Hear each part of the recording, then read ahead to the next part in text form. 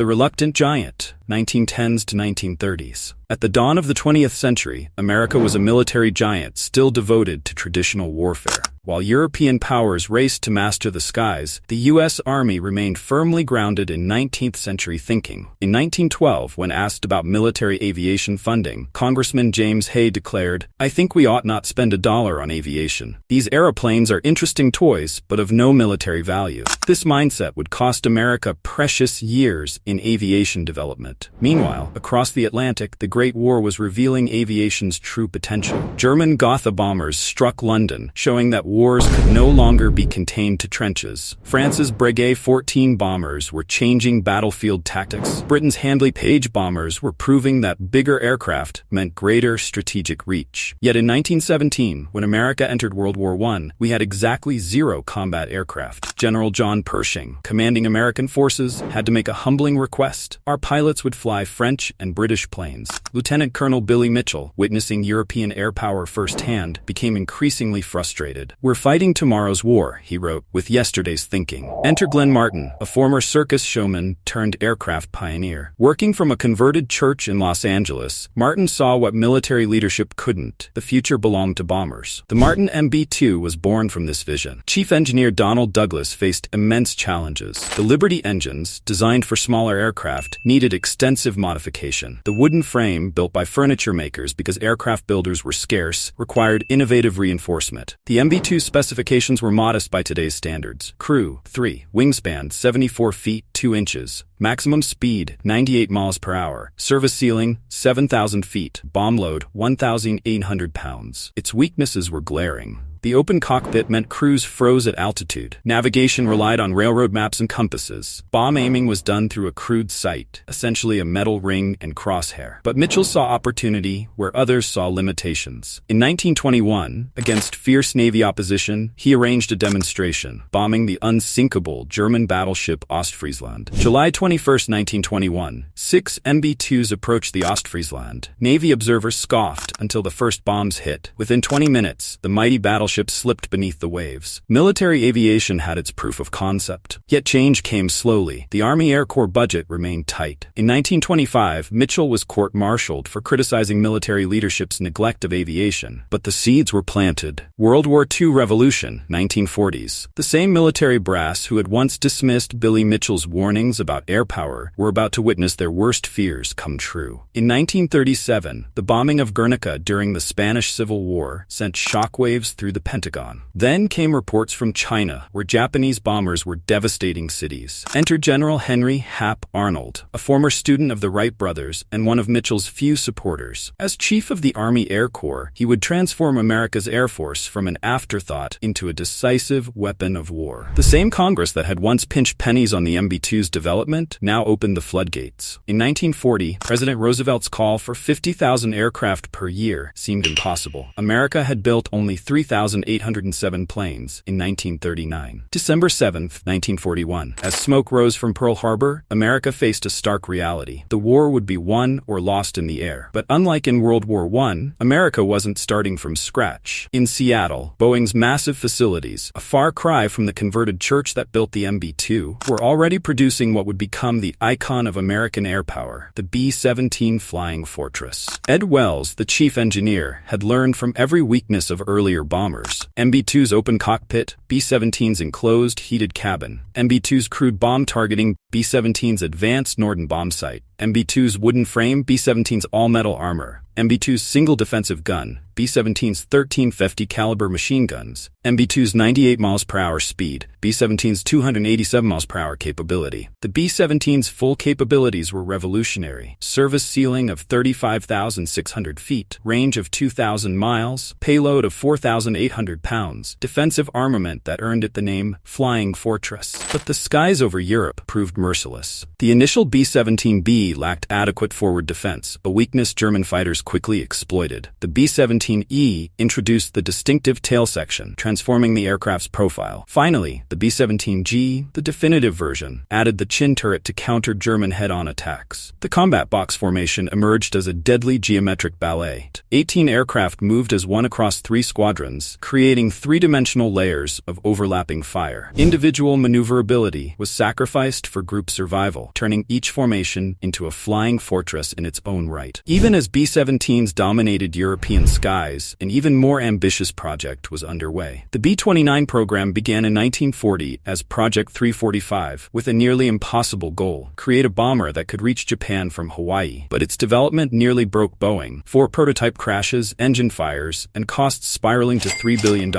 more than the Manhattan Project. Yet the result was revolutionary. The B-29 was 20 years ahead of its time with pressurized cabins for high-altitude comfort, computer-controlled remote gun turrets, range of over 3,250 miles, advanced radar systems, maximum payload of 20,000 pounds. By 1945, the B-29 had proved itself the most sophisticated weapon of war ever created. In the Pacific, General LeMay used these capabilities to devastating effect. His strategic bombing campaign brought Japan to its knees, and ultimately, a specially modified B-29 named Enola Gay would carry the atomic bomb, changing warfare forever. The numbers tell the story: 12,731 B-17s and 3,970 B-29s built. Nearly 640,000 tons of bombs dropped. From the wooden MB-2 to the atomic-capable B-29. From Pearl Harbor to Hiroshima, American bombers had evolved from defensive weapons to strategic game-changers. These aircraft didn't just win battles, they revolutionized warfare. The Cold War era, 1950s to 1970s. By 1950, America's greatest fear was no longer conventional warfare. In Moscow's Red Square, Soviet bombers thundered overhead, carrying the same terrible weapon that had ended World War II. The atomic age demanded a new kind of bomber. General Curtis LeMay, architect of World War II's bombing campaigns, now commanded Strategic Air Command. His demand was simple but daunting: build bombers that could reach Moscow from American soil, penetrate Soviet defenses, and return home. The stakes couldn't be higher. Boeing's answer was the B-47 Stratojet, America's first swept-wing bomber. Chief designer George Scherer had borrowed the concept from captured German data. 6 engines mounted in pods beneath swept wings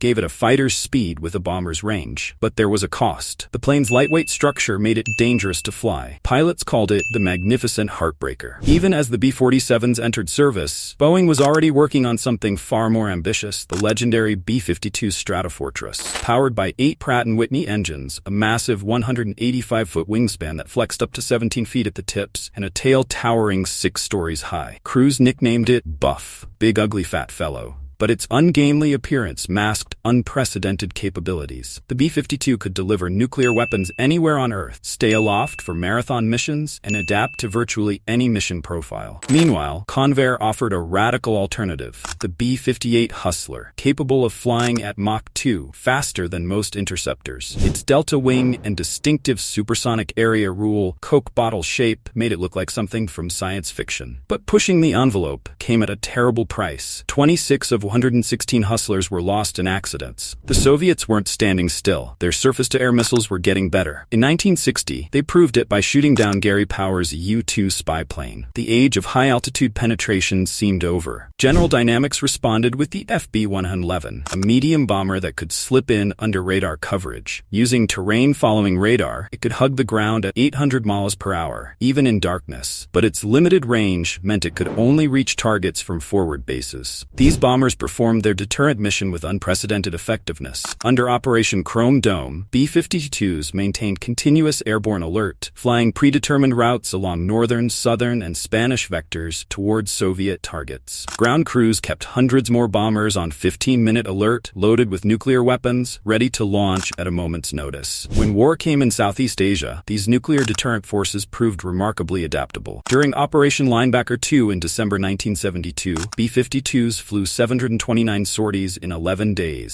dropping over 15,000 tons of bombs on Hanoi and Haiphong. Despite losing 15 aircraft to Soviet-made surface-to-air missiles, they helped force North Vietnam to the peace table. FB-111s struck precision targets, while the B-58 Hustler, too specialized for conventional warfare, never saw combat. The B-47 eventually retired, its structural limits reached. The B-58's cutting-edge systems proved too costly to maintain and retired in 1970, the FB-111 in 1996. But the B-52H soldiers on. Current plans will keep it flying until 2050, marking a century of service. As one crew chief noted, "We don't keep the B-52 flying, it keeps us flying." The stealth revolution and beyond, 1980s to present. By the 1980s, Soviet air defenses had become nearly impenetrable. The arms race had moved beyond speed and altitude. Now, invisibility would determine survival. The U.S. answer came with the B-1A program, initiated in 1969 and first flown in 1974. 4 prototypes demonstrated Mach 2.2 capability at high altitude. But in 1977, President Carter made a controversial decision, canceling the B-1 bomber program after billions in development. However, the Soviets celebrated too soon. In the shadows, something revolutionary was taking shape. President Reagan revived the program in 1981 and unleashed its full potential. The B-1B Bone, a nickname derived from B-1, was a different beast entirely. At low altitude, it could tear through canyons at supersonic speeds, its terrain-following radar automatically dodging mountains in darkness or storm. Its AN/APQ-164 multimode radar could track terrain 24,000 times per second, allowing automated flight as low as 200 feet above ground. Each B-1B carried 4 times the payload of a B-52, while presenting a radar signature just 1/100th as large. Its variable sweep wings could arrow back for Mach 1.2 dashes or extend for efficient cruising. But this sophistication came at a staggering cost, $283 million per aircraft. The B-1B proved its worth in combat, first in Operation Desert Fox over Iraq in 1998, and later in Afghanistan and Iraq, where its high speed, large payload, and long loiter time made it invaluable for close air support. Its ability to rapidly deliver massive firepower earned it the nickname the Bone for more reasons than one. But true invisibility came from Lockheed's Have Blue program in 1977. Engineer Ben Rich applied mathematician Bill Schroeder's equations. By limiting surfaces to precisely angled flat panels, they could control radar reflections. The prototype was ugly but effective, reducing radar signature by 99.9%. On November 22, 1988, at Air Force Plant 42 in Palmdale, California, Northrop Grumman unveiled the B-2 Spirit. Chief Engineer John Cashin had created something unprecedented, a flying wing bomber with the radar signature of a hummingbird. The flying wing design wasn't just for stealth, it also provided exceptional aerodynamic efficiency, allowing the B-2 to reach any point on Earth with just one mid-air refueling. The construction challenges defied imagination. The B-2 required 130 computers running 10,000 aircraft functions. Each surface had to be machined to within 1/10,000th of an inch. Special climate-controlled hangars protected radar-absorbing materials, while specialized tape covered 3,000 feet of panel gaps. The price tag reflected this complexity, $2.1 billion per aircraft. The investment paid off. In Operation Allied Force over Serbia in 1999, B-2s flew less than 1% of sorties, but destroyed 33% of targets in the first 8 weeks. During Operation Iraqi Freedom in 2003, a single B-2 could do the work of 75 conventional aircraft. Today, Northrop Grumman is building the B-21 Raider. First unveiled in 2022, with its maiden flight planned for 2023, the B-21 represents the first new American bomber of the 21st century. It incorporates open systems architecture for rapid updates and 6th-generation stealth technology. With an estimated cost between $550 to $700 million per aircraft and a planned fleet of at least 100 aircraft, it promises initial operational capability by the mid-2020s. From the wooden MB-2 through the aluminum B-17, past the chrome-trimmed B-47, beyond the brutal B-52, through the supersonic B-1 to the ghost-like B-2, each generation pushes the boundaries of technology and budget. American bombers have maintained their edge through constant innovation. The invisible giants of American air power stand ready to defend freedom wherever and whenever needed.